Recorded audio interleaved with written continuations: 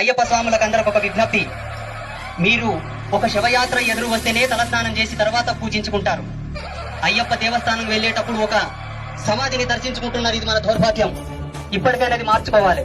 ఇలాగే ప్రతి గ్రామంలో, ప్రతి జిల్లాలో, ప్రతి మండలంలో కూడా దర్గాలకు పూజలు చేయడం, దర్గాలకి కందులు చేయడం కూడా బంద్ చేయండి దయచేసి చెప్తున్నా. అవసరం లేదు మనకు. సనాతన ధర్మం ఎప్పుడు కూడా ప్రాణం లేని విగ్రహాలకు పూజ చేయమని చెప్పలేదు.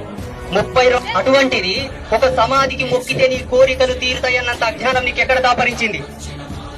ఎవరిచ్చారు మీకు ఈ హక్కు? ఏమి తక్కువైందని మనం విధర్ములకు పూజ చేయాలి? ఏమి ఇచ్చలేదు నీ ధర్మం నీకు? ఏమి లేదు నీ శాస్త్రాల్లో నీకు? కొన్ని కోట్ల చరిత్ర కలిగినటువంటి జాతి మనది. కొన్ని కోటాను కోట్ల చరిత్ర కలిగినటువంటి సనాతనం మనది. ధర్మాన్ని మనం కాపాడుకుందాం. మన దేవతలను మనం పూజించుకుందాం. ఇతర దేవతలతో మనకేం పదయ్యా? ఏముందా?